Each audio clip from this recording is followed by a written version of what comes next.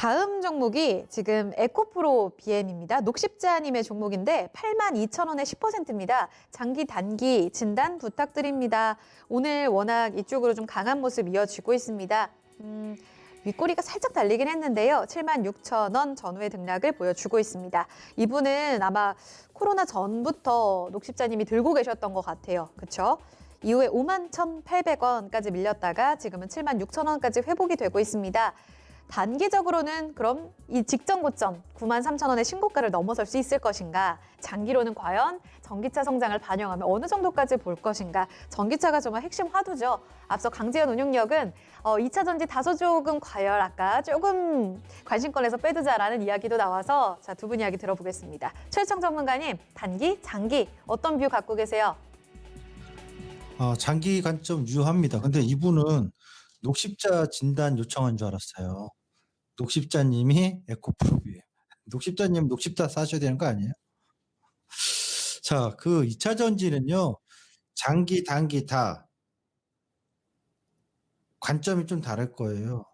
단기적인 건 우리가 말하면 업황전망이 뭔 의미가 있겠습니까? 지금 수급 상황과 기술적인 가격 변동을 잘만 봐서 차익 실현하면 되는 거니까 그거를 추구하는 분들에게는 전망이 필요가 없다고 저는 단호하게 얘기하고 싶어요. 이번에 그럼 3월 19일 날 저점 대비해서 올라오는 게 뭐 전망 때문에 달라진 겁니까? 아니잖아요. 그러니까 그런 트레이딩 차익 실현 관점은 변동성과 가격, 수급, 기술적인 거래의 흐름들 모든 걸 종합적으로 생각해서 차익 실현하시면 되는 거고, 과연 에코프로 BM을 8만 원대 갖고 있는 분들이 많으실 겁니다. 근데 이때 들어갔을 당시에 왜 들어갔냐를 먼저 생각해 보세요. 아이고, 전문가님 빠졌다 이제 살아나니까 이제 조금 숨을 쉴 것 같아요. 이제 여기서 반등시 이제 좀만 더 올라오면 본전 가격인데 여기서 본전을 치고 나갈까요? 아니면 더 가져갈까요? 이거를 다 고민하시잖아요. 근데 그것은 지금 결과론적으로 이 상황에서 막 꽤 맞추려고 뭔가 앞뒤를 맞추려고 하는 전략인 거고, 이 상황을 보지 마시고 본인이 8만 원대나 9만 원대 들어갔을 때 당시에 이유가 있을 거예요. 존재 이유. 내가 왜 코프로 BM을 샀는가?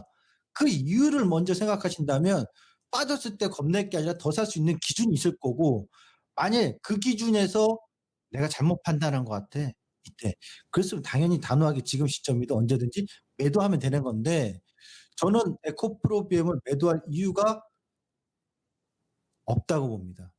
기술적인 흐름을 갖고는 있을 수도 있겠으나 전망과 회사 내용과 산업의 섹터를 갖고 얘기가 부정적 볼 이유가 없다.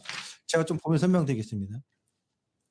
2차 전지에 최근에 안 좋은 소식들이 많아요. 근데 주가가 많이 뜨거든요. 안 좋은 소식이 뭐냐면 중국에서 2020년도에 올해 연말에 보조금 중단한다는 게 2년 더 연장. 결국 우리나라 배터리 업체는 중국의 배터리 업체하고 경쟁 심화가 되면서 중국 시장에 언제 진출해? 이런 얘기가 나오겠죠. 그럼 우리나라 배터리 업체한테는 부정적인 거겠죠. 또 하나는 코로나 사태로 인해 가지고 유럽 자동차 제조사업회인 ACEA가 EU 집행위원회에게 요청을 했습니다. 야, 우리 이산화탄소 배출 규제 이거 좀만 완화해 줘. 우리 돈도 없어 지금 큰일 나. 벌금이나 번칙금 이것 좀 완화 좀 해줘. 요청을 한 상황입니다. 아직 확정은 없고요.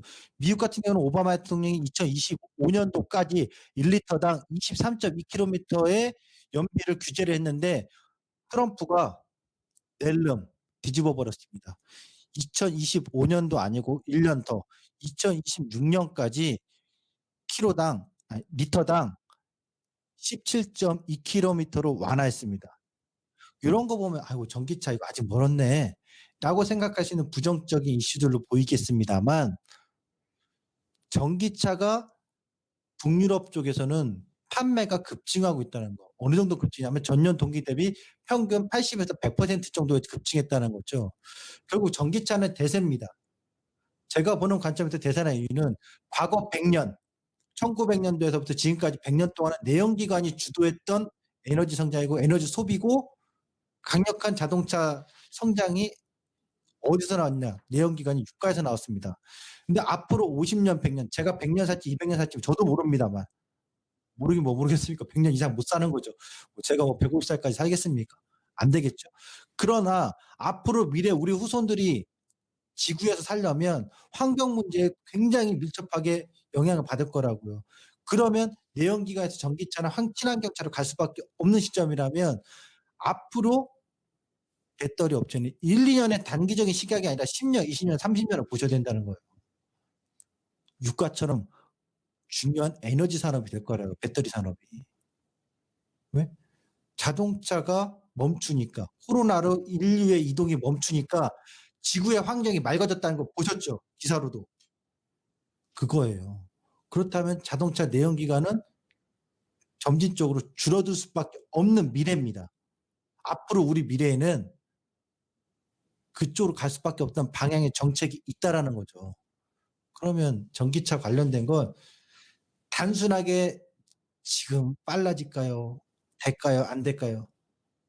이 논쟁은 의미 없다고 봐요. 그래서 저는 전기차 관련돼서는 ETF 공략을 계속 하셔라라는 얘기를 하는 거고, 에코프로문계 같은 경우도 지금이 고평가는 아니네가 중요한 게 아니라 성장이 계속 지속될 것이다라는 게 제 관점입니다. 그 점에서 투자 관점으로는 저는 홀딩 관점 말씀드리겠고요. 기술적으로 트레이딩 관점이라면 지금 당장 8만 원을 뛰어넘기는 어려울 겁니다. 8만 원은 한 번은 8만 원에서 82,000원대는 브레이크를 걸려서 저항받고 눌릴 거라고요. 어떻게? 이런 식으로. 빠졌던 거 회복하고 좀 눌리고 뭐 이런 식으로. 그럼 이건 기간 조정 기다려줘야죠.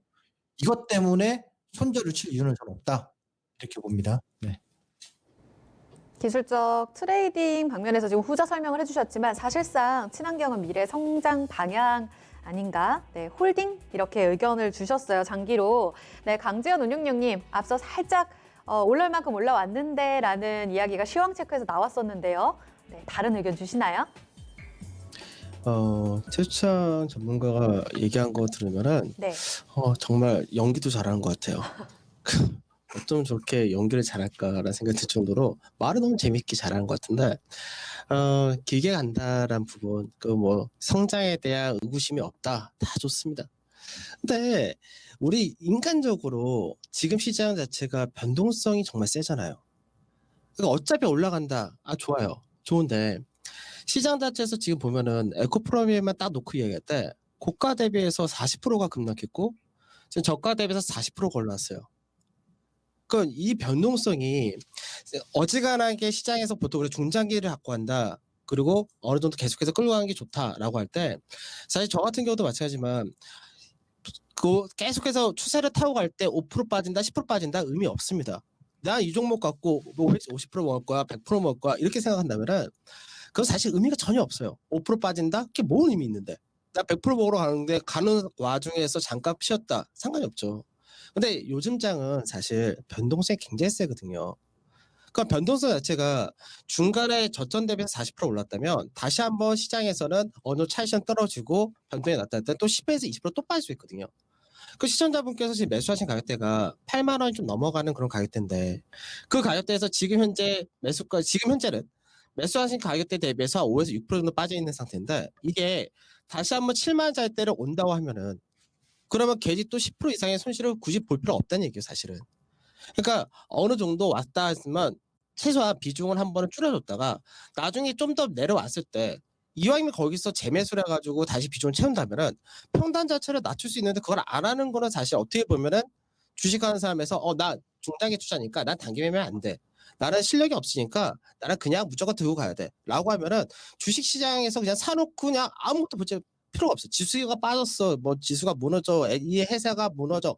그런 게 아닌 이상은 그냥 냅둬 버리시면 돼요. 종목 진단 물어보실 필요도 없는 거고 대응하실 필요도 없는 거거든요.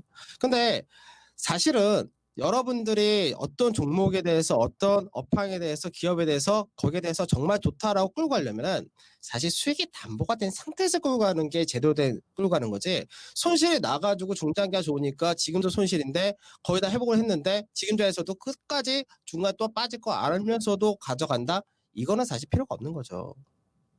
그러니까 어느 정도 시장에서 변동성이 이제 완만해지고 추세 자체가 상승 추세 타고 이럴 때는 사실 저는 이제 최수자 전문가가 얘기했던 방법이 제일 맞다고 생각하는데 지금같이 변동성이 클 때는 사실은 한 번씩은 팔고 사고를 해주시는 게 제일 좋지 않을까. 자 그렇게 말씀을 드리고 싶네요. 네, 최수창 전문가님. 추가적으로 더 하실 말씀이 있으실까요? 혹시 그 연기력이라고 말씀을 하셨는데 굉장히 또 솔직하게 어필을 해주신 게 아니었을까 저는 이렇게 또 생각을 해봅니다. 두 분의 의견에 있어서는 중장기 방향성만 보고 가는 게 맞느냐 아니면 중간에 또 유연하게 대처하는 게 필요하지 않겠느냐 이렇게 의견이 좀 엇갈립니다. 최청 전문가님 여기서 정리할까요? 네, 넥타이가 참 이쁘래요. 잘 보고 있었습니다. 알겠습니다. 두 분 모두 의견을 주셔서 고민을 좀 깊게 해보시는 게 좋을 것 같아요. 녹십자님, 네, 필명도 변화를 좀 줘보시면 어떨까요? 에코프로 BM 짧게 갈지 또 긴 방향성에 있어서 내가 왜 샀는지, 네, 과연 조정해서 어떤 대처를 할 것인지 앞서 이야기 나온 것처럼 고민해보시고 더 나은 대응 이어가셨으면 좋겠어요.